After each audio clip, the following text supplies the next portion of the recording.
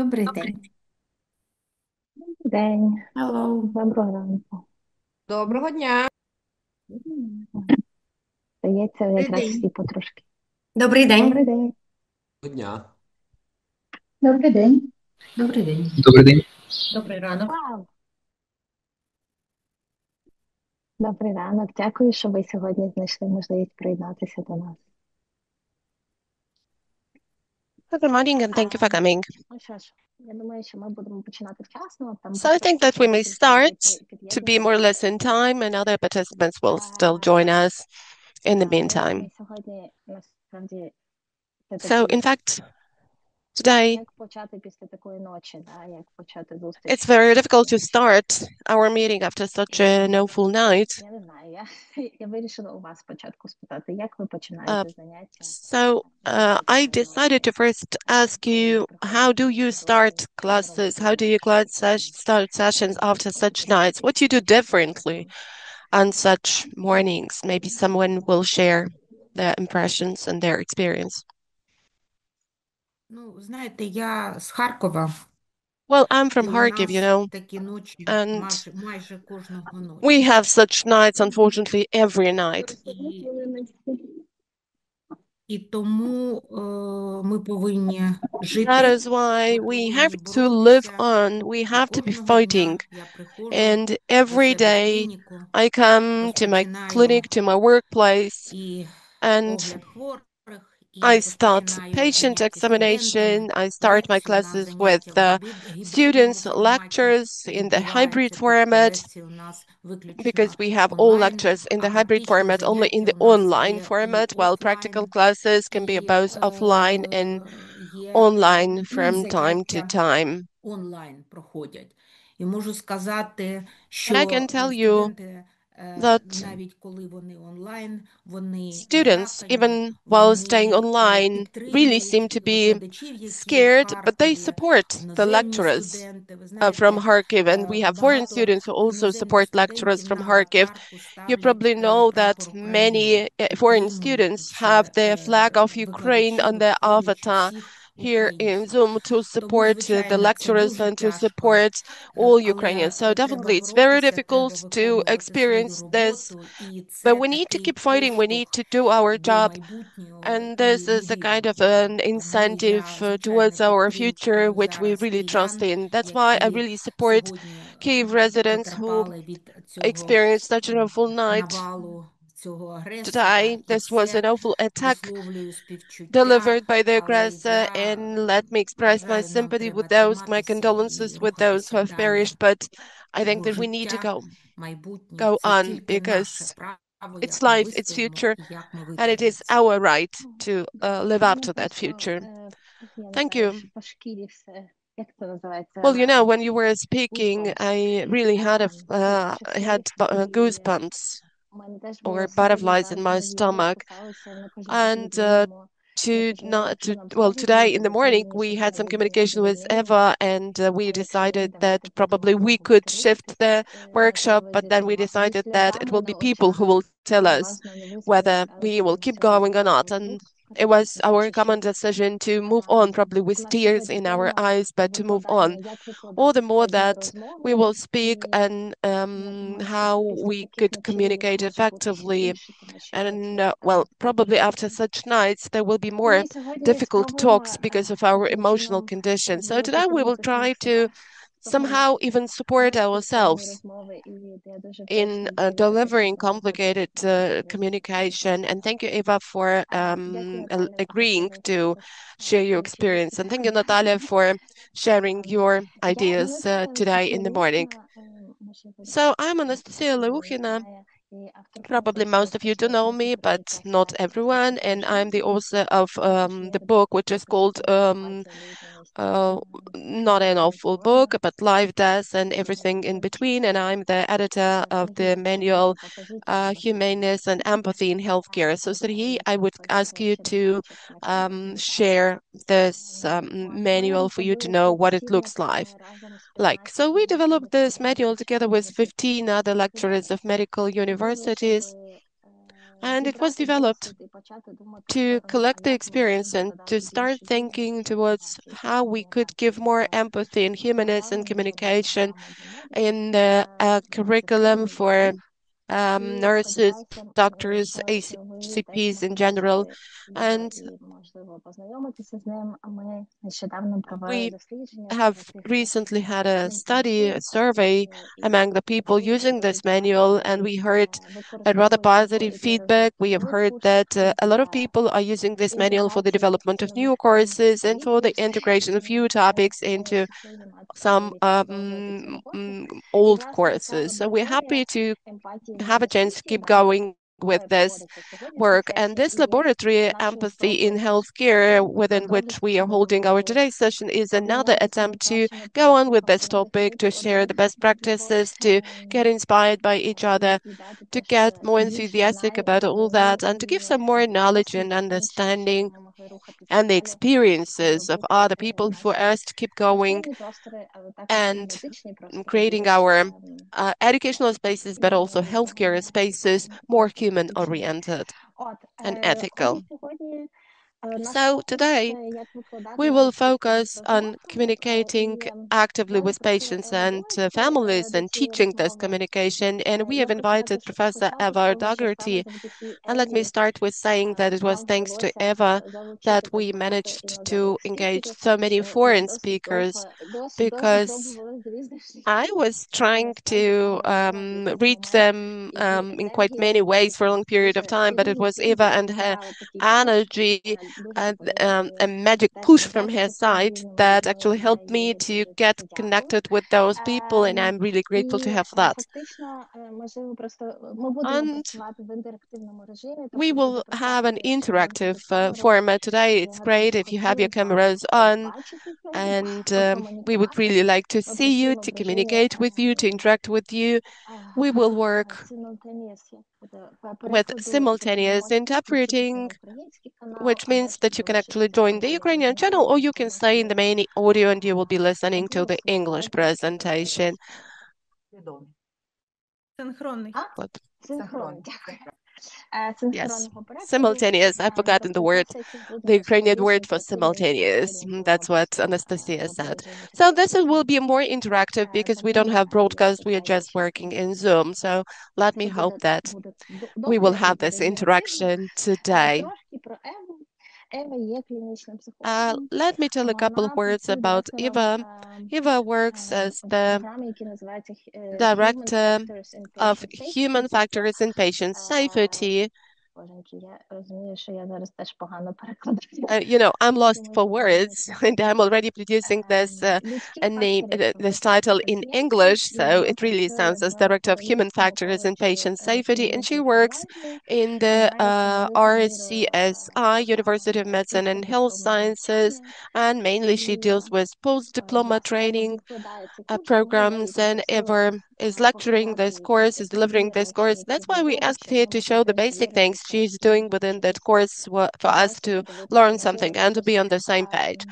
Maybe we should also make sure that we're doing the same things, or maybe we could learn something new. So let me open a space for our discussion. I'm already interpreting myself from English because I kind of prepared this text in English.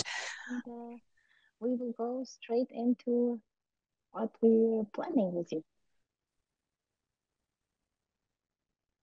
Okay, so over to me. Sorry.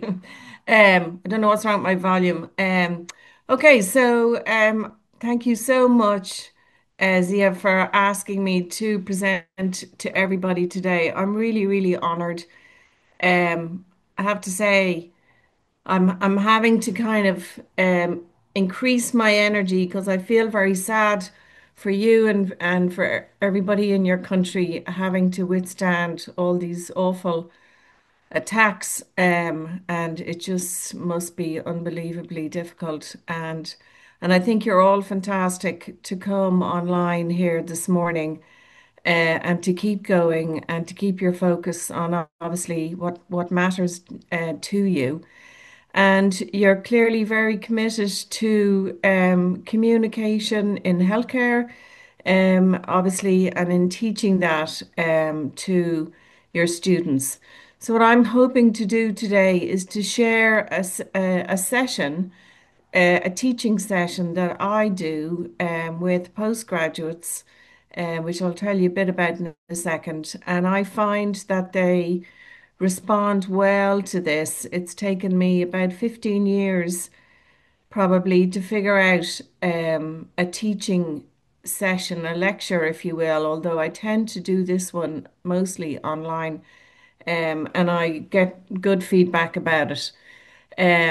So if you're just to give you a bit of background, that's our new teaching center there on the slide. In there we have three floors of a simulation center, and we do an awful lot of our teaching in there in the simulation center. So we can set up a simulated operating theatre, an emergency medicine department, a hospital ward, general practice, whatever we want, and we do a lot of our teaching. And we teach, our program is mandatory for all these specialties that you can see listed. So, surgeons, emergency medicine, residents, ophthalmology, radiology, radiation, oncology. We've a lot of people coming in from outside Ireland for international programs, and we do a lot of teaching in collaboration with our anesthesiologist colleagues as well. And then we do some work with people in Africa. So that's the College of Surgeons in East and Central and South Africa. So we have a lot of programs going on. So a lot of experience, if you like, in learning how people react to what we teach.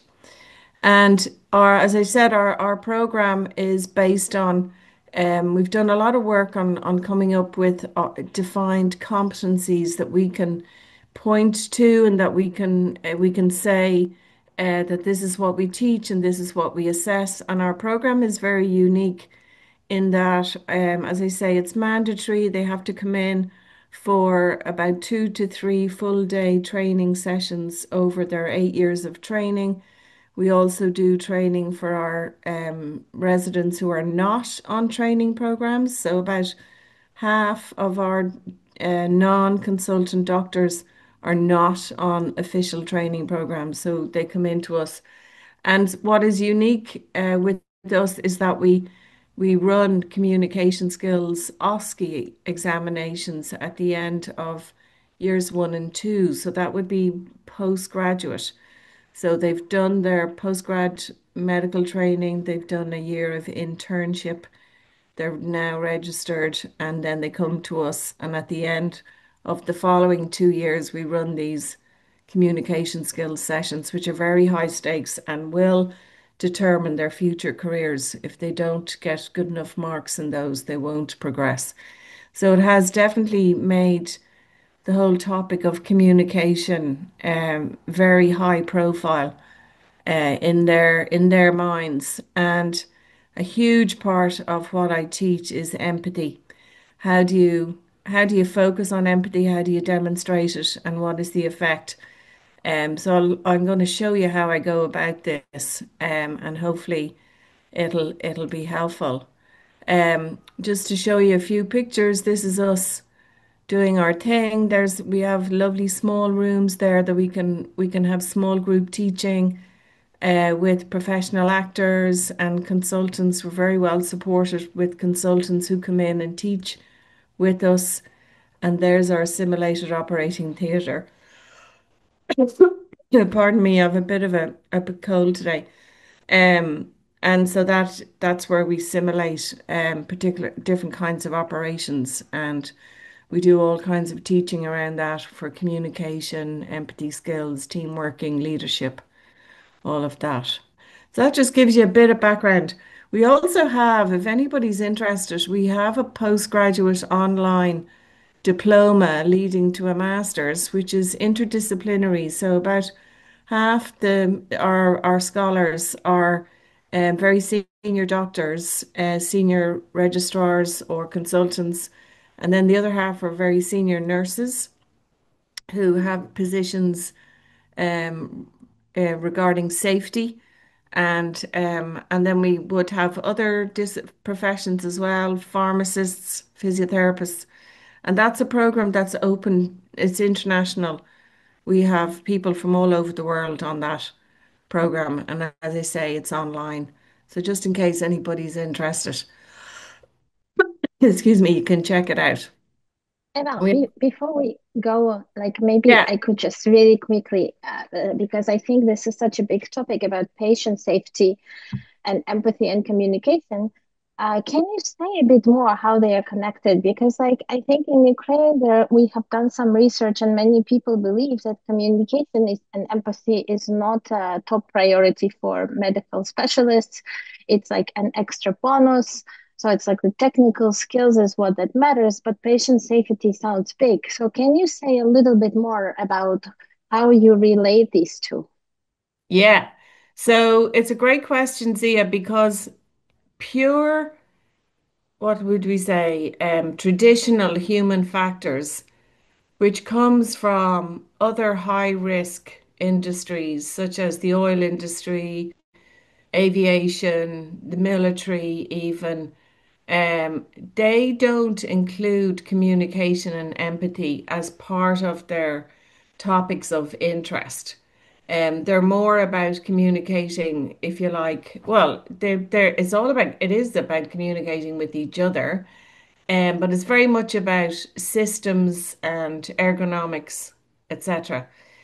So we take a very broad view of human factors in patient safety. There's a lot of very good evidence that when something goes wrong in healthcare, when somebody is hurt in healthcare, when there is an adverse event, this comes up in studies time and time again. In 70% of the cases, um, communication is a major issue that has gone wrong. Communication maybe with the patient, communication with the families, communication with colleagues, and that is why there has been an adverse event. So that's how we link communication in with human factors.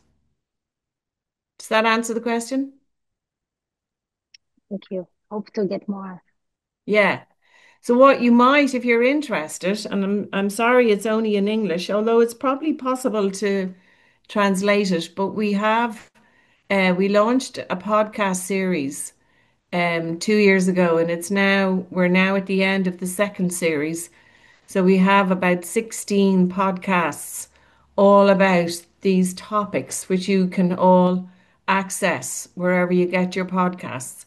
And the name of it, if you put in RCSI Safe and Sound, you will find it. And there's lots of very interesting discussions with um, well, there's one of me talking about how the whole course developed and how it got to where it is today. And there's some other ones, interviews with patients, and there's some interviews with whistleblowers, so people who, you know, sort of put their hand up and said, there's something wrong here, and how they got on. And there's interviews with lots and lots and lots of different people all around these topics. So you might like to take a look at that. Okay, so what I was hoping to achieve for today is to really get down into the detail, if you like, of what I think are the key skills of being an effective communicator. And I saw in a lot of your questions that you're very interested in the really challenging types of conversations and wondering about what are the skills that work in those. So I'll be able to address that. I want to say a little bit about emotions and their meaning, and there's been some reference to that already today, because I think it's well recognized in medical education that very few medical education programs teach emotion skills. And yet, as you know, you find yourselves in situations where there are very strong emotions, where people are very upset and distressed, and particularly obviously in your country at the moment. And then I want to focus on what is probably my favorite topic to talk about, which is the use of empathy skills. I'm a practicing psychologist and I use obviously my empathy skills with my clients. And I think our empathy is a tool. I say to the residents, it's like magic. It works magic and it just achieves so much and solves so many issues. So I want to focus on that as well. And again, I'm doing it by basically running, I'm not really talking directly about how I teach it, but I'm demonstrating a webinar that I use. So I hope this is helpful because I remember myself when I was starting off, I really wanted to see people teaching so I could learn from them that way. And I actually traveled around the United Kingdom quite a bit looking at how people over there were teaching their students so that I could learn. So I found it very helpful. This is a slide that I show our doctors, our residents, to try and convince them that, becoming an expert communicator is going to achieve so much. And what it is the highest level of evidence that you can get because it is a randomized um it's a sorry now I'm blanking. It's a systematic, it's a meta-analysis of randomized control trials. So that is, the highest level of evidence that's possible. It was published in 2014, so it's getting a bit old now, but nobody else has replicated this. And so what you can see there on the table on the left is all the conditions and the outcomes that were achieved purely and simply only because of the patient-clinician relationship. So the quality of the relationship is the only variable here that was being examined, and these are the outcomes. So essentially showing that, your patients will feel less pain, they'll give up smoking, they'll control their diabetes better, their blood pressure. If they have cancer, they'll be able to cope better emotionally, they'll control their asthma. Again, lots of reductions in pain and weight loss. And what I find to be the most fascinating, if you look up there at the what's called a forest diagram up there on the top right-hand corner, and you go down to the very last of the studies there. So it's a study by Bolognese, and it is showing the biggest effect size, and that was a study for weight loss. And that just shows you like all the medications that we have now for controlling weight. And here we go. It's showing here that the quality of the relationship between the patient and the clinician was the best predictor of the patient's losing weight. So, if we could, I often say, if we could put communication skills into a bottle, we would be very, very rich indeed, I think. Okay. The other good news story that I tell the residents is that we now have evidence, and 10 years ago we did not have this evidence, but we now have evidence that teaching people empathy skills and communication skills actually reduces their burnout. And this is not intuitive. Doctors and nurses will tell you that when they get burnt out, they become less empathic and their communication skills, deteriorate.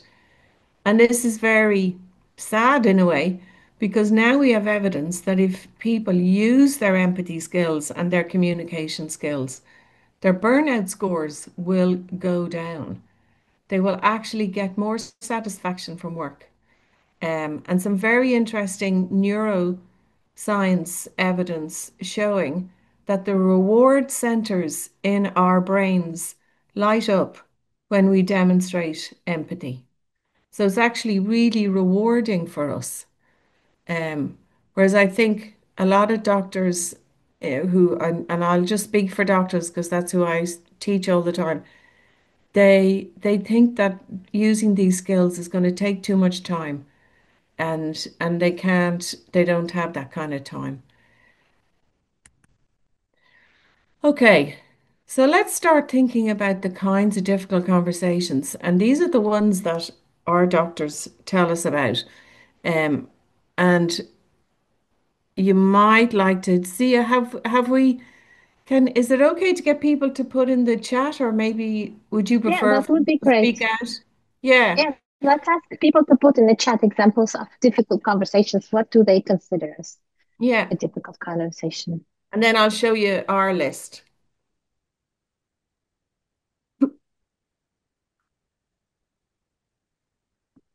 Ми зараз можемо порівняти, що є складною розмовою в Ірландії і в Yes, and we will Україні. try Тому to дайте, будь ласка, ваші check to приклади. compare what is considered to be a difficult conversation in the UK and in Ireland, and Просто actually, and what is запитаємо уточнити. considered to be a difficult conversation here in Ukraine. Halina, you are gonna translate to Eva, right, on the English channel.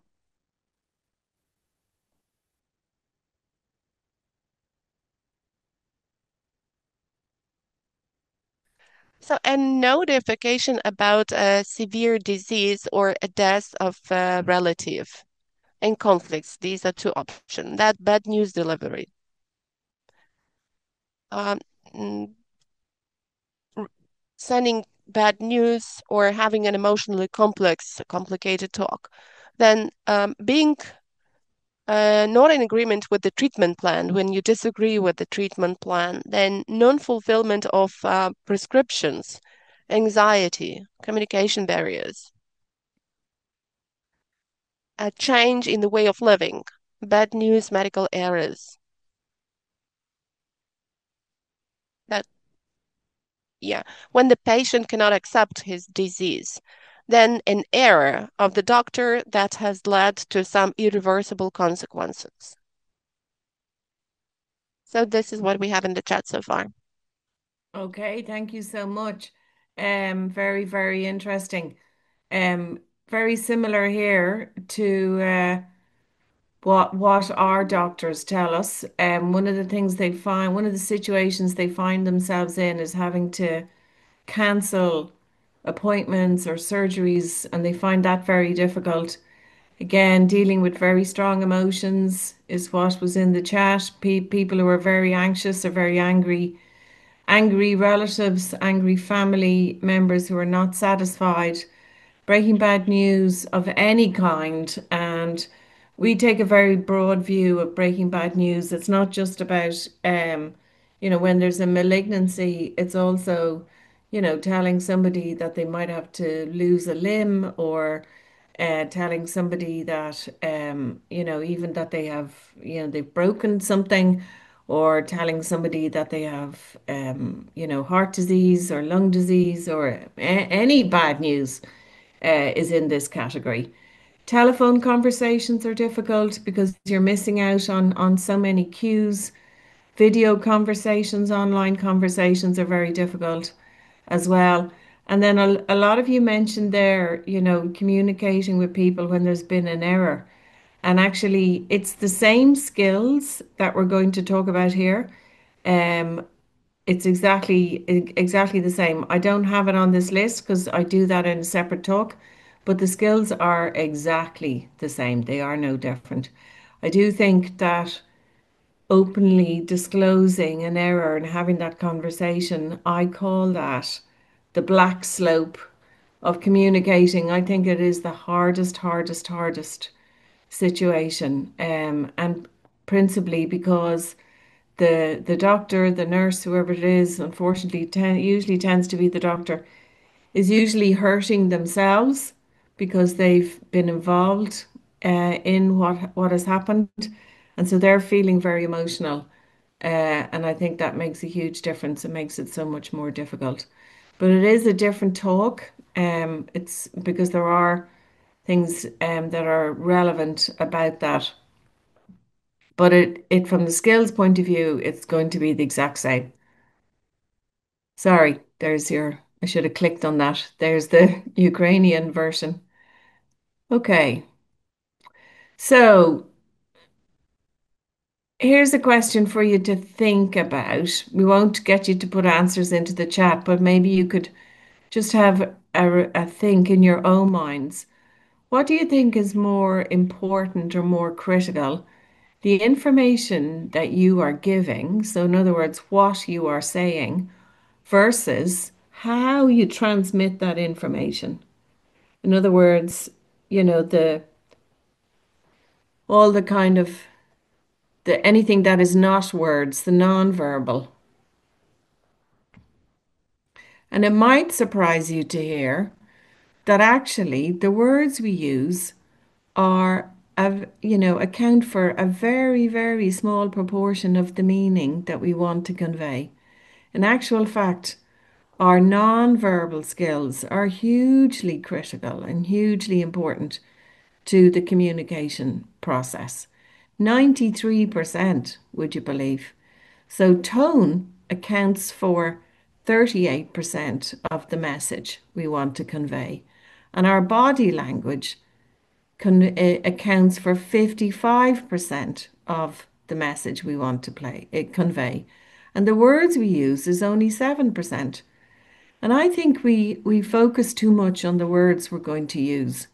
And we can often forget our non-verbal communication. And I do think this is why when we message each other on the phone, we often use emojis to convey the tone. And often, too, we can read somebody's email and get quite insulted because we're only focusing on the words and we don't have all the non-verbal skills to help us to understand the meaning. So, our non-verbals, our eyes are crucial, our tone of voice is crucial, and our body language, our gestures are crucial. And if we have to wear a mask, as we did during the pandemic, and as may still be the case for many people in your country, we have to be really, really conscious of our tone of voice and our body language and our eyes because our mouth is covered. There's a word in English, I don't know how you're going to translate this, Helena. It's called smizing, and it is smiling with your eyes um, but in order to convey the meaning that you want to convey. And so really need to think about our voice when we're wearing a mask. We need to make sure our voice is resonating, that is, it is coming across strongly. We need to speak slower than we usually would, and we need to use shorter phrases. There was a very nice study conducted in America during the pandemic, which um, compared using these masks where you can see the person's mouth versus using masks where you couldn't, and asking the patients which they preferred. And the patients clearly preferred the masks where you could see the person's mouth. The problem was the surgeons, it was done on surgeons. The surgeons weren't happy because it kept misting up and clouding up and everything. So it didn't really work out. So more work needs to be done on this, but it really does show how patients do they really have a problem with us wearing masks. Okay, I want to really get stuck into what are the skills, and also I want to address people's ideas that being a good communicator takes a long time. And my question for everybody to think about is, can it all be done in 3 minutes? And so I'm going to stop sharing now and I'm going to ask Tanya to share the video because you'll be able to see the subtitles on the version that she has. Um, And we're only going to show about the first 3 minutes of this video. And I want you to write down, if you have paper and pen, the skills that you see this doctor using. This is a real doctor in an emergency department in the United Kingdom. She's and she's a really good, effective communicator. And this is a patient who has come into the hospital with chest pain. And this is the first time that she is meeting him. And I want you to watch very carefully the skills she uses, and we will make a list of them then after we've watched the video. Morning, Mr. Mead. Hello, Doctor. I'm Dr. Robinson. Sorry you've had to come to hospital, and I gather you've had to wait a little bit as well. Well, that's all right. Your staff are very efficient, I must say. Yeah. How can we help you today? Well, the palpitations, well, that's what I call them anyway. They haven't stopped yet. They've been going on for just about 4 hours now. And my wife said to me, she said, look, I'm going to get you in the car, she said, and I'm going to get you off the hospital so a doctor can actually see them while they're actually happening to you. She's worried about you. Yes, she is. So you've had some palpitations going on for 4 hours today. Yes. Anything else? Well, they're sort of, they have been sort of a bit of a problem, yes. In terms, a bit of a problem, yes. Do you mean in terms They're of so time? fast, Oh, right. They're really going very sort of fast. Yes, Okay. and I do feel a bit funny, I have to say. What do you mean by funny? Well, sort of like strained, sort of like tense. And, that's most unlike me, I'm usually sort of horizontal. So they make you feel anxious? Yeah, yes. Right. Okay, so you've had this fast fluttering of your heart or fast heart rate Yes. for about 4 hours. Yes. You feel anxious or a little odd with it. Yes. Anything else at all? Have you noticed any other symptoms that you wouldn't normally be experiencing? Well, yes, I must say I've had this sort of tightness across me and my chest. Right. Not a pain, more of a tightness across it. Anything else? No, not really, no. No? Just annoying, And have you felt any shortness of breath with? Yes, I have been a bit short of breath. Have you been able to do what you would normally like to do, or have you had to rest? Well, the shortness of breath had really been sort of, for this last 4 or 5 hours, really. Right. Before that, I was quite all right. You were fine, okay. And what were you doing 4 hours ago when all this started? Well, my wife and I don't get a lot of time together, because we're in business together, you see, and it's the only time we sort of have to relax, really. So we had an early lunch and put the telly on, and then it just suddenly came on. Right, so you were sitting down after lunch, and then it came out of the blue. Yes, Okay. it did. What I'd like to do now is perhaps go over the story a little more, perhaps find out if you've had anything similar before, and then ask you some specific questions about some other things that sometimes patients feel along with the palpitations and the chest pain, if that's all right. Okay. So you've had this for 4 hours. Have you ever had Okay, this? Tanya, you can stop it there.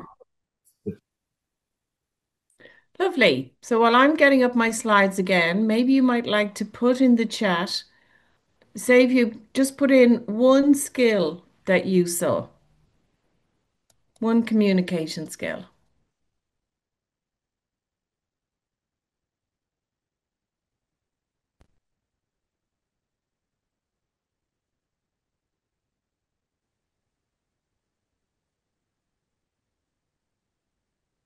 So they are writing active listening, active listening, active listening, then the tone of speaking, summing up, open-ended questions, questions in general,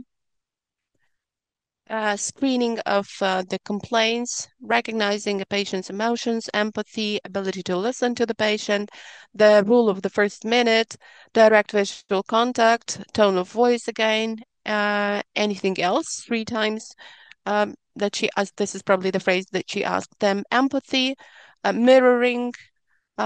She explained her actions for the patient. There was eye contact. There was clarification or specification. That's all for now. Fantastic. Well done, everybody. You got them all. And isn't it amazing? I do this. It's a very quick exercise to do. And I do this with the residents, and we put the skills up on a flip chart page, and then they can see how in 3 minutes the doctor was able to establish such fantastic rapport with this patient. And we have lots of stories that we give alongside, and also the evidence that is relevant to the skills. So here's my list. It's very like your list. We usually get about 10 skills. And the point for the residents is, isn't it amazing that that these skills can be shown in such a short amount of time? And there's evidence for every single one of those, and I'm guessing you probably all know about those. And so we go down through them and talk about the evidence. I mean, the screening questions is very interesting, and again, quite counterintuitive. Doctors tend to forget to use those. They forget to say anything else, anything else. Reason being that they think it's going to take too long if the patient gives them more problems. Signposting is another really important skill, and she uses that a lot, where she says, what she's going to do next. You saw that her nonverbal skills were excellent. She used what we call periodic summarizing. She kept repeating back to the patient what she was hearing. Something that I tell them about, which we don't see in the video there because it's not until the end, but the skill of using what we call teach back and safety netting. So the skill of getting the patient to repeat back what he or she understands, and then establishing, the plan and safety netting. In other words, what are we going to do if this doesn't work out? What can you do next? And then empathy is very evident throughout. And she's very clever in that she picks up that the wife is worried, and she starts with that. And he tells her that, he's quite a laid back kind of man. He doesn't, he doesn't get fussed about things. But she then eventually is able to empathize with him and spot and say to him that she can see that he's worried.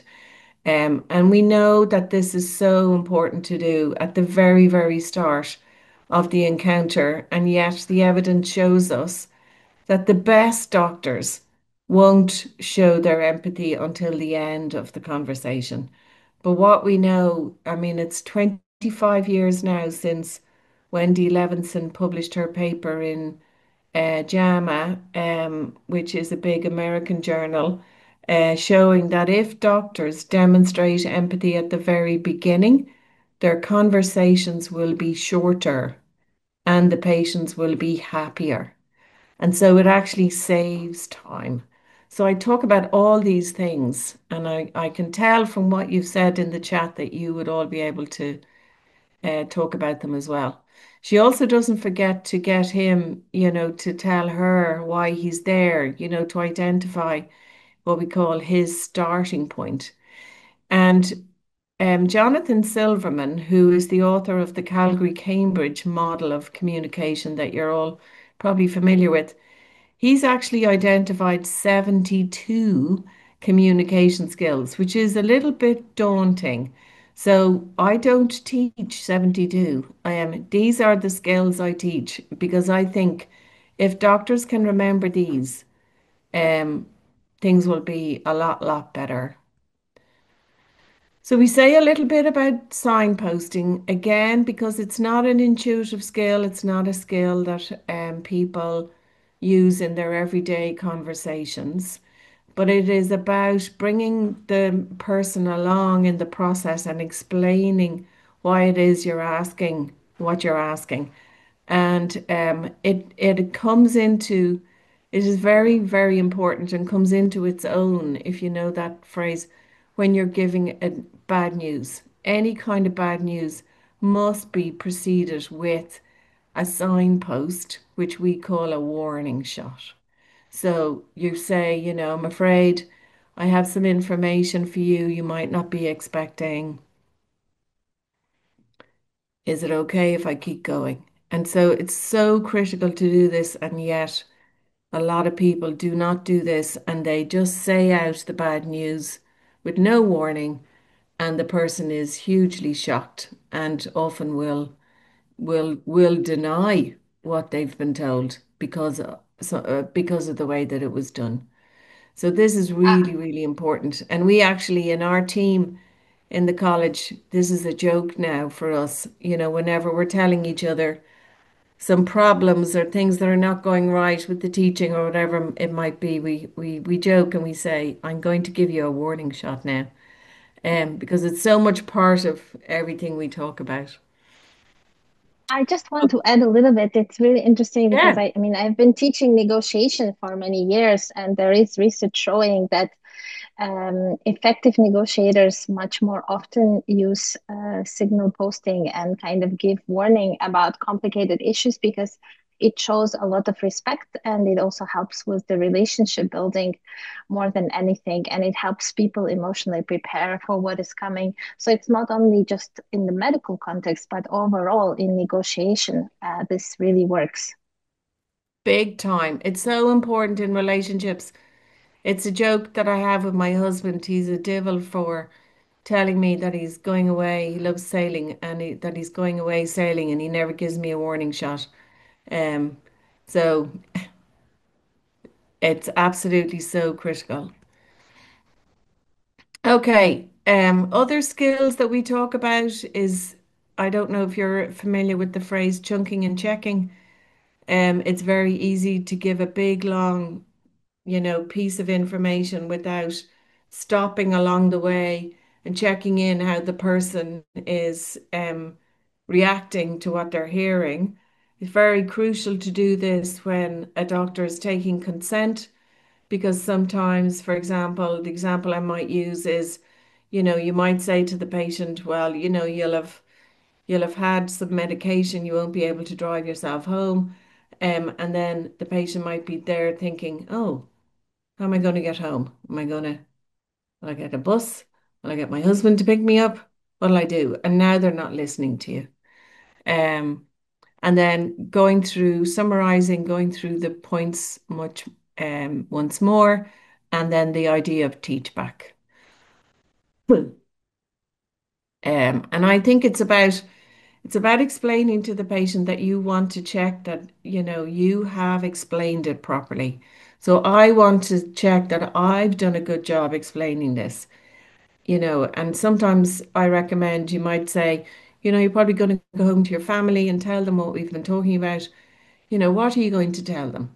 And then that helps you to get a feeling for what they understand. And we do know from the research that there is a probable level of 50% of disagreement between what the patients think has been discussed and what the plan is going forward and what the doctors think is the plan going forward. And there's some good research about that in Jonathan Silverman's book. Okay, now we're going to get into empathy because I'm conscious of time. And empathy is defined as the art of demonstrating that you get the emotion behind what is being expressed.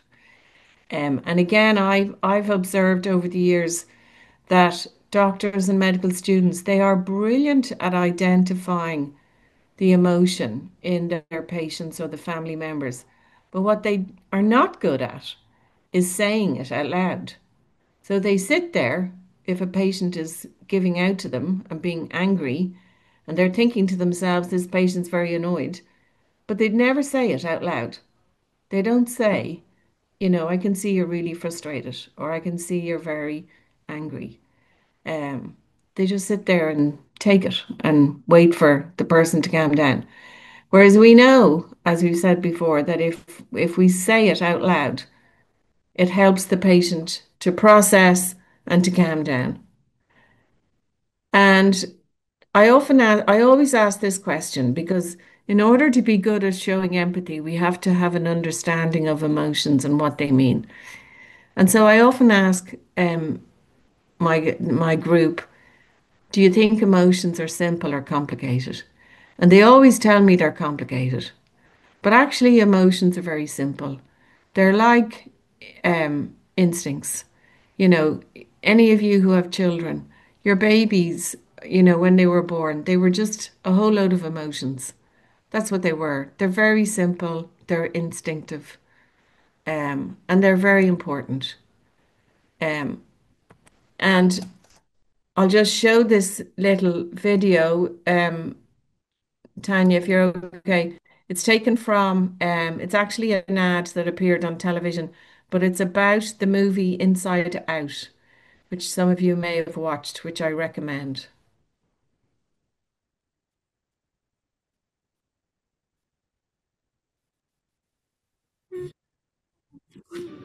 Last subject, then homework is done. Gross. Biology? Invertebrates are nature's invertebrates.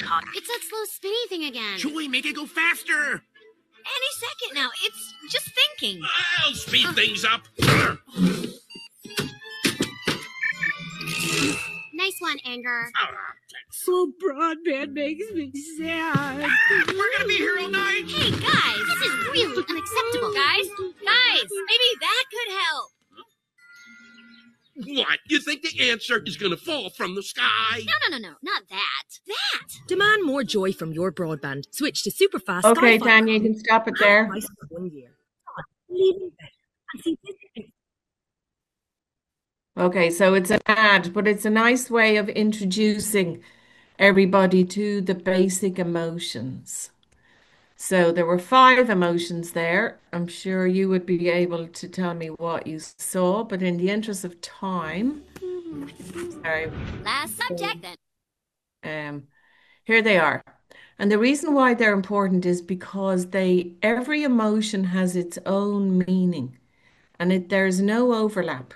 And this is the way we can understand human beings. Because if people are happy, it's because they have something of value. They've got what make them happy. And size doesn't matter here. Like you can feel happy because you just had a lovely meal or you had a lovely evening out with a loved one or you had a nice cup of coffee. It's there's no small things trigger big feelings. And if we're sad, it's because we are experiencing loss. And I think this is something that's happening in your country so much. Sorry?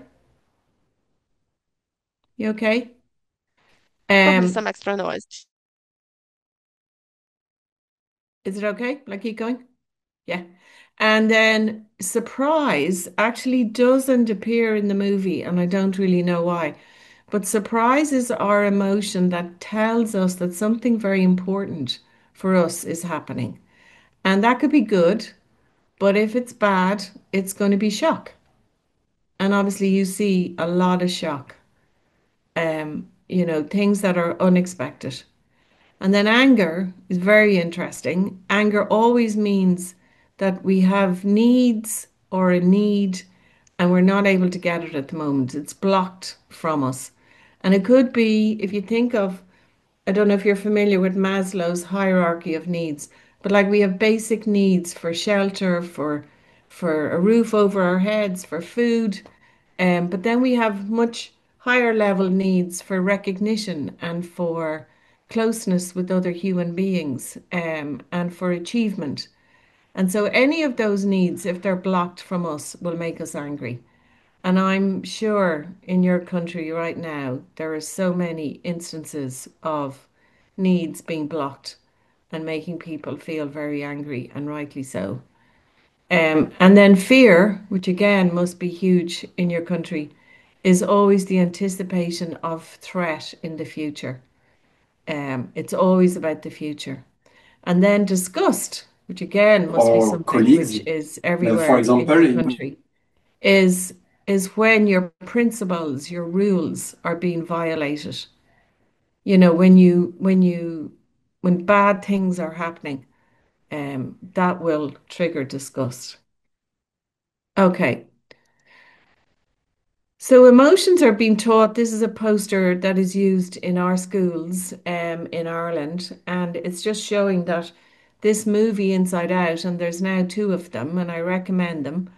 They are being used to educate children about emotions so that children are growing up with the words to express what they're feeling.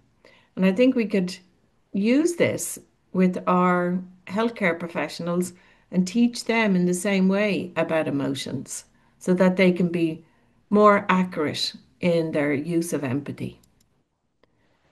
And managing emotions, you see, can be so complicated. Like they reckon that in English, and I'm not sure about your language, but there's at least 550 words that describe an emotion or a combination of emotions. And I think that's why we think it's so complicated. But the trick here is to bring it back down to the six basic emotions. And our emotions will trigger different behaviors unless we intervene. So, unless we engage brain, as they say, and stop ourselves doing from what we feel like doing. So, if we're angry, we're going to want to fight. If we're feeling disgusted, we're going to want to reject. If we're feeling fear, we're going to want to avoid. If we're feeling sad, we're going to want to give up. If we're feeling surprised, that makes us pay attention. And if we feel happy, that puts us into exploring and being creative. So I'd love to say more about that, but I'm just a bit conscious of time, so I'm going to keep going. So the way you use this knowledge then is to name and demonstrate respect for the emotion. So you say, I can see that this is difficult for you. I can see that this delay is very frustrating. And if you're not sure of the emotion, the word difficult is a very useful one because it covers everything. And it's often called naming the elephant in the room. And I talked about that earlier, um, because very often we know that somebody is feeling a strong emotion, but we don't say it out loud. And it is so, so, so powerful to do that. And it really takes what they call the air out of the balloon. It calms everybody down. Oh, sorry, I'll stop sharing here and I'll just show you this clip again out of Tanya, if it's okay to get this next video up. This is a piece out of the movie again, where two of the emotions, joy and sadness, are lost, and they meet the little girl's pretend friend, and he's having his own little crisis. He's losing his rocket into forgotten memory, and you'll see what happens. There's a really good example of empathy here. And just watch what Joy does. You know, she does what a lot of us do. She tries to make him forget about his distress by distracting him. And then sadness gets it totally right. Okay, you can go, Tanya.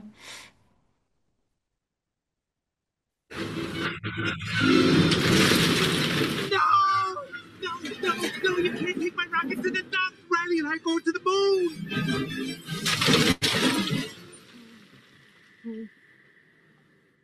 Riley can't be done with me.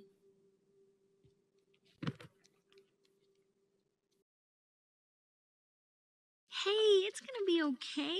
We can fix this. We just need to get back to headquarters. Which way to the train station? I had a whole trip planned for us. Hey, who's ticklish, huh? Here comes the tickle monster. Hey, Bing Bong, look at this. Oh, here's a fun game. You point to the train station and we all go there. Won't that be fun? Come on, let's go to the train station. I'm sorry they took your rocket. They took something that you loved. It's gone. Forever. Sadness. Don't make him feel worse. Sorry. It's all I had left of Riley. I bet you and Riley had great adventures. Oh, they were wonderful. Once we flew back in time. We had breakfast twice that day. Sadness. It sounds amazing. I bet Riley liked it. Oh, she did. We were best friends. Yeah, it's sad.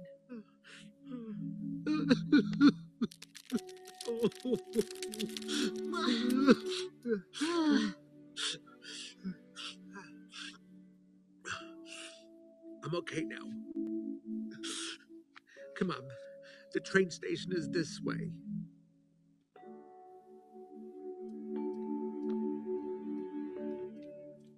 How did you do that? I don't know. It was sad, so I listened to what. Hey! There's the train!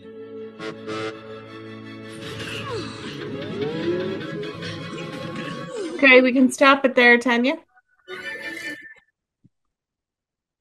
Again, I'm trying to keep to time here. So you see there, it's a lovely, fun example of empathy and how it works, and I use that a lot in teaching, and we discuss it. And you can see there that, the Bing Bong, the elephant-looking fella, he just needed his moment, and everybody just needs to have their moment where they can feel the feeling, and then they will be able to move on. And the important message here is that when you are dealing with really difficult situations, it is not a different set of skills. It is the exact same list of skills that we've just been talking about, but you use them to greater emphasis. So I will talk to the residents about, say going skiing. If you're going down a really difficult mountain, you're not using different skills. You're using all the skills you learned on the nursery slopes, but with greater emphasis. Or if you're playing golf and you're trying to get out of this bunker, you're using the exact same basic skills, but you're taking more time, you're thinking about them more, you're using them more. So again, if you have to give really difficult information, you spend a lot of time identifying the patient's starting point. You spend a lot of time showing empathy. You spend a lot of time with your signposting, with your summarizing, all of those skills. You focus on them more. And that's really what works. There isn't a different set of skills. So I'm going to finish now and just want to let you know about this international association, which you're all really welcome to get involved with. This is how I met Zia, is through EACH, the International Association for Communication in Healthcare. Go online and have a look, and we have about 120 teaching resources which are free to download, and you'll also find all those videos that I used are all there as well, and you can use them freely. And there's lots of other videos too, because I try and make our teaching sessions a bit of fun as well to get across the message.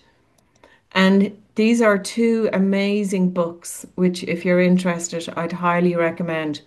The one on the left there is Jonathan Silverman's Calgary, Cambridge, and it is such a fantastic reference of all the research and all the skills. So he has evidence for each one of his 72 skills in that book. And then this one, which is more recent, Compassionomics, is written by an American anesthesiologist, Stephen Tresiak. He's works in intensive care, and so sees people at the worst time of their lives. He has a very, very good TED talk. If you search for Compassionomics, he has a fantastic 18-minute TED talk as well, if you prefer that. But his book is really good, very easy to read, and has lots and lots of very interesting facts about showing compassion. And that's me done. Thank you very much. Anybody wants to get in touch with me, you're very welcome. All right. Thank you so much, Eva. And I just want to invite people to put your questions in chat. And then maybe we could work through them today. I mean, we also got some questions in the forms. And while people are thinking about questions, and maybe while they are typing them up, because they probably need some time, and you can also do it in Ukrainian, obviously. I want to ask you, I know that what you showed at the beginning, like the question about like what skills do you see on the video, is a very helpful tool to work with audiences that can be skeptical, or they can think that they don't need to learn anything because they have been working for 40 years or something. Can you say a bit more why and how you use this task to work with your doctors and nurses, like Yeah. from the methodological point of view? Well, I think d doctors who are working, they do not tolerate lots and lots of PowerPoint slides. They get bored. They want practical advice. They want, they want skills which are really going to make a difference for them. And I think that's why that video works. I mean, that is a practicing emergency medicine doctor. She's using those skills. You can tell she does it all the time. It's just natural. It only takes 3 minutes to establish, that fantastic rapport. And there's a lot of evidence in medical education that adults need to learn through experience. And so, based on all those principles, if you like, is why we teach the skills through the use of video. We also do a lot of role play, like we would in the afternoon now. So, we would spend the morning doing something like what I've just done. And then in the afternoon, then we bring in professional actors. We would have 5 or 6 scenarios. We would have small groups of doctors going rotating around the different small rooms into the different scenarios, and each doctor takes a turn at having a difficult conversation with a consultant doctor in the room with them. And I think the role modeling that they get from sitting in a small room talking to a consultant surgeon or emergency medicine doctor about these skills and listening to them, being so positive about how good these skills are, that also addresses, their hesitancy or their, resistance. There is a question Thank you. in the We have a first chat. question from Oksana. What advice do you give to students or doctors regarding balancing between sympathy and empathy? What to do when people are closer to sympathy rather than to empathy? Yes, that's a great question. And I would talk to them about sympathy, empathy, and compassion, and what is the differences between all of those. And what we advise is, if you feel sympathy all the time, you are going to get exhausted. It is going to drain you. Um, and so really it's about empathy and it's about compassion. So it's a if you like, it's a cognitive process where you appreciate and understand the impact of a situation on another person, and you demonstrate that you have that understanding and appreciation. We tell our doctors not to say, I understand what you're feeling, because most of the time they don't understand. But what we tell them is to say, I can see you're really upset. I can see you're very annoyed. I can see you're very frustrated. I can see this is really difficult. So it's a cognitive appreciation of the emotional impact on somebody. And then compassion then has the extra component of wanting to help. But we would advise against sympathy, and it's very difficult, especially if, you identify with the patient. Maybe they're the same age as you. Maybe they remind you of somebody in your family. Maybe they remind you of yourself. Maybe it's just so horrific what has happened to the patient that it's impossible not to feel sympathy. And I do think, we have to have more supports in our healthcare system to support healthcare professionals, who do feel so strongly about the terrible things that happen to people and the awful distress. And we have to have supportive debriefing meetings, if you like, where people can share how stressful it is. And I hope you have that in your country. I'm sure you do. Thank you, Eva. There is a question about interacting with children and their parents and in the context of difficult conversations. Do you have a separate section on this, or how do you work with the pediatric side of difficult conversations? Yeah. Um, we actually do it all in the one session, but what we acknowledge is that, when you are dealing with parents and their child, everything is so much more intense. Because parents obviously are so um, so distressed when their child is sick. And you're dealing with three people. You're dealing, with the parents and you're dealing with the child.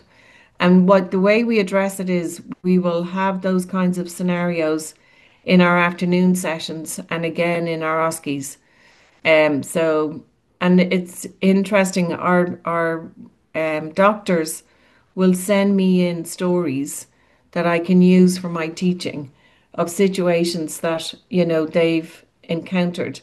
So like I have a great scenario that a doctor sent me in of a situation that happened to him where he was speaking to parents about their child who came in with abdominal pain and who likely had appendicitis and who needed surgery, but the team decided not to do the operation today, but to wait and see and observe and operate on him tomorrow. But what happened was the parents got very, very distressed and upset because the exact same decision was made with an older son, and the appendix burst, and the child was very sick for a long time. And so, without realizing it, he suddenly had a situation on his hands where he had very, very distressed and worried parents. So, we role played that scenario with a pediatric surgeon, would you believe, which is fantastic, who is the teacher. And we talk about how do you manage and empathize. And really, the secret is always going to be empathy at the end of the day. That is what works. Thank you, Eva. And just to follow up, I know that you do quite a bit of trainings together with clinicians, like how that you partner with doctors in training. Maybe you can say a couple of words about how that works. How do you mean, Maybe. Nazia? Well, I have read that the way you teach is you also bring doctors to co-teach with you, or maybe Oh, I yeah. misunderstood that. Maybe you could say a bit more about this co-teaching with somebody from the field, and maybe linking theory and practice in the classroom. Yes, well, we have done that from the very start. As a clinical psychologist, I don't feel comfortable coming in and telling, surgeons and emergency medicine doctors what to do. So what the way we do it is I present the knowledge, if you like, the evidence, and they then kind of dovetail, if you know that word, with me and support how important the skills that I'll be talking about are in the workplace.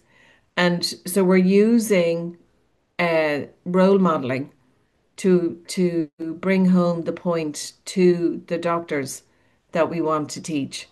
And it's just a very, very effective way. And funny enough, what we're also doing is we are also teaching that consultant. That consultant themselves starts to learn, and they pass that on to their colleagues. And I have great stories of consultants telling me that their practice has improved so much because they go back to the workplace and use the skills that they heard about in the classroom. So kind of works both ways. But we never take a class. As a psychologist, I never take a class without a medical colleague in the room with me. Never. Thank you. And one more question. It came in the registration form, but I really want to ask it now. I think it's related to the previous one somehow. So after you work with the difficult conversation role play, which assumes that there can be a lot of emotions or sensitivities involved, how do you work with the group afterwards? Like, how do you help people to integrate the knowledge and also kind of emotionally digest what happens? In the doctors or in the actors? In the students, but maybe also in other stakeholders who are present. I mean, they're all humans, so. Yeah. Well, that happens in the small group discussions. When we'd give them maybe, I don't know, 3 to 5 minutes to have a conversation with the simulated patient or the simulated family member. And then, I will have trained the consultant tutors to know, excuse me, how to empathize with the doctor if there's a lot of strong emotions, so. And in doing that, they're role modeling their own empathy skills again. So, in other words, I'll teach them, and we run train the trainer days where we teach the consultants these skills. So, it'll be a case of saying to the doctors, something like, gosh, that was a really difficult conversation you had. There was a lot of upset shown, and I'm just wondering, what are you feeling now? What was that like for you? And actually, get the doctor to talk about how they've been impacted. So that'll happen in the small group work. And I'm able to watch what's going on remotely. So everything is videoed and recorded. So I can go from room to room and see what the consultants are doing. And I have had to actually stop using certain consultants if they're not very good at it. Mhm. But it's still the same set of skills. Do I get it Yeah. right? Uh-huh. Sorry, it's all about empathy. Empathy isn't just magic. Thank you. Next question is also about the cooperation, like in the medical setting. So the question is, do psychologists or other special personnel get involved in the difficult conversations with patients' relatives, or are doctors on their own in such situations? For the most part in Ireland, doctors are on their own. Psychologists in acute hospitals, like general hospitals, there's not that many of them. There would be some in some hospitals, and then in others, they wouldn't have any. So for the most part, they're on their own. There might be some departments.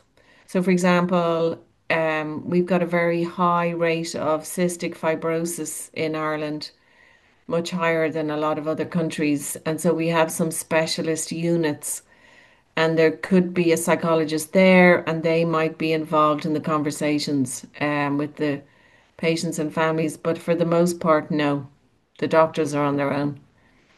And what about nurses? Like, are they involved in difficult conversations at all? And if so, like which skills do you focus on when you train nurses in as opposed to the doctor's training? Is there a difference or is it still the same set of skills? I'm going to say it's the same set of skills. And I do get asked to do a lot of talks for nurses, and it is the exact same. It isn't any different. There's a great mnemonic, if you know what that word is, called, it comes from a Canadian communication skills teacher. Do you know what his name is? Yeah, I can't remember. But anyway, it's called NURSE. So a nurse stands for name the emotion, understand the emotion, respect the emotion. Um, what's the S? God, I can't remember. And then the last one, E, is explore the emotion. I can't remember what S is. Anyway, sorry. But anyway, I use that mnemonic with nurses because they like that because it refers to them. It's called nurse. It's a Canadian guy. Thought you can Support. go. Oksana is saying S for support. Oh, thank And you. some of the people are teaching it in the classroom. And they So already know. Yeah, it's a great one. I feel Okay, like thank you I'm so. talking to quite an expert group. You are. All right, and another question from Oksana. Which educational methods do you use to form empathic attitudes as a part of as a competency? So I suppose you'd say it's experiential methods principally. There is a bit of teaching, but really it's not until they get into their small groups and do their scenarios, their role plays with their consultants that we really bring home the skill of empathy. And it's interesting, like in the morning, they will be complaining about all the difficult patients and the patients who cause them, give them all the grief. And I resist trying to solve that problem for them, in the morning. I sympathize and empathize with their problems, with their problem patients, if you like, in inverted commas. And then it's in the afternoon then that we drive home how important empathy skills are for those scenarios.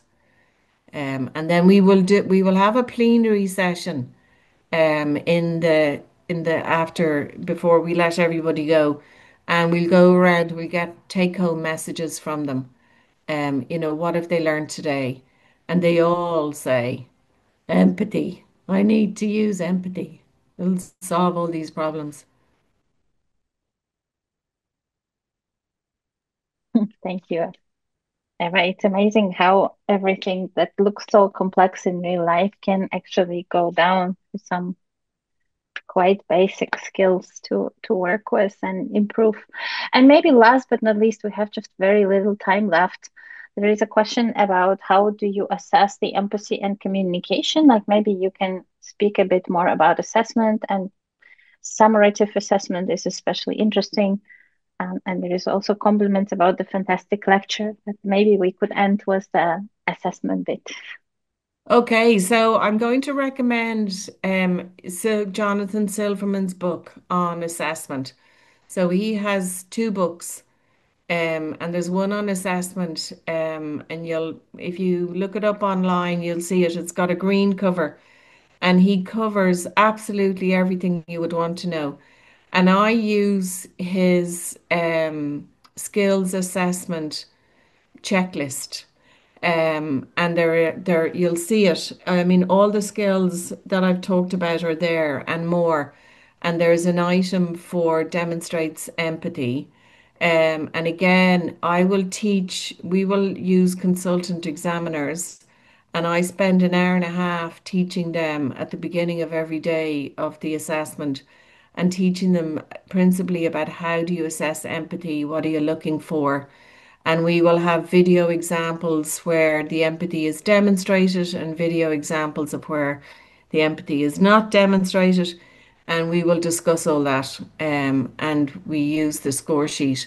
I think there's a whole body of literature that some of you might be familiar with about score sheets and assessment tools, and whether you use global assessment. So, in other words, you might give somebody a score between 1 and 4 for, their communication skills, if you like. I've seen that done.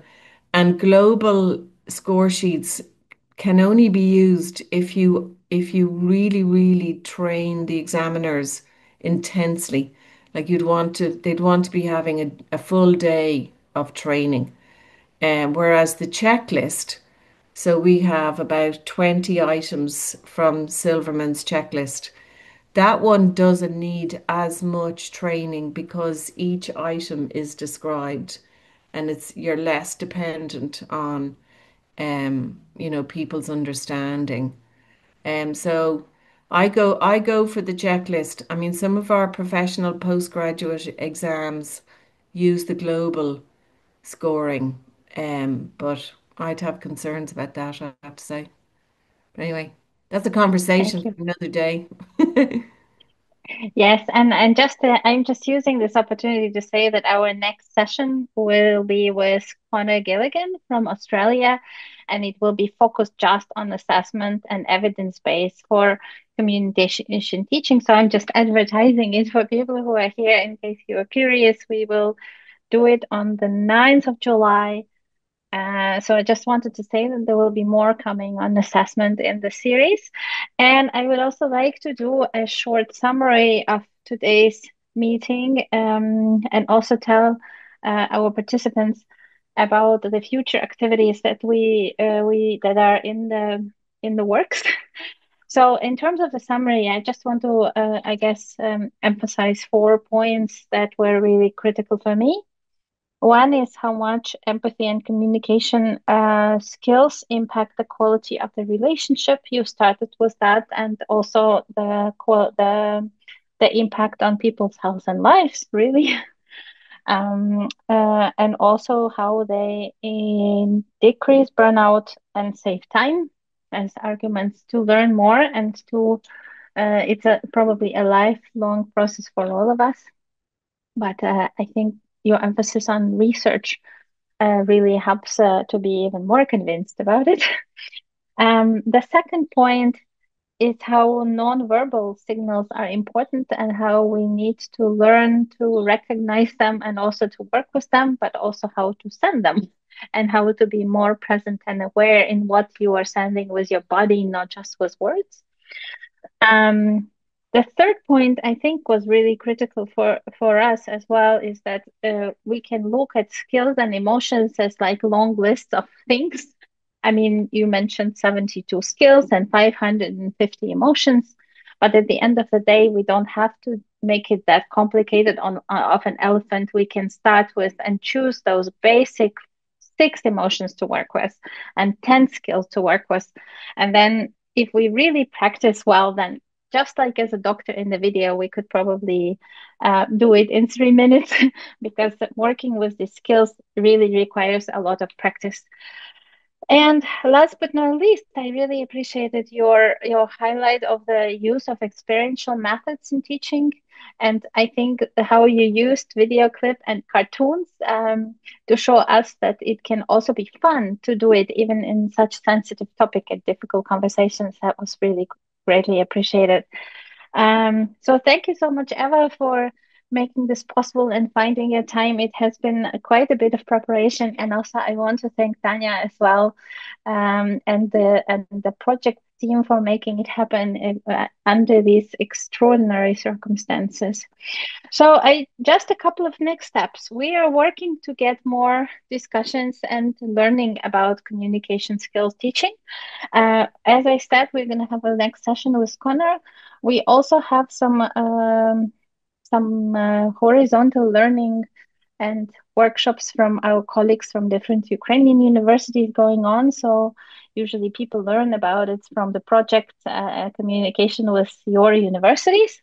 And then we are also discussing a couple more opportunities to give more training and bring more training on communication to partner universities, and also how to learn together in the peer group setting. So please stay tuned and look out for the news and updates in your mailboxes, and also in on the Facebook page of the project. And we hope you will come. And also the fact that you're registering for these workshops give us an opportunity to send this information to you directly.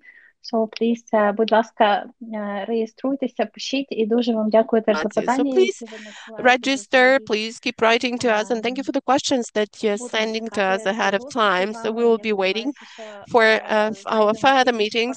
See you, and I hope that we will also find some other formats to keep communicating and to keep working and learning together, because it's a long way forward and we are already moving forward. So thanks a lot for co-creativity, and thanks a lot to the team that has developed this manual together with me, and who keep doing miracles and wonders.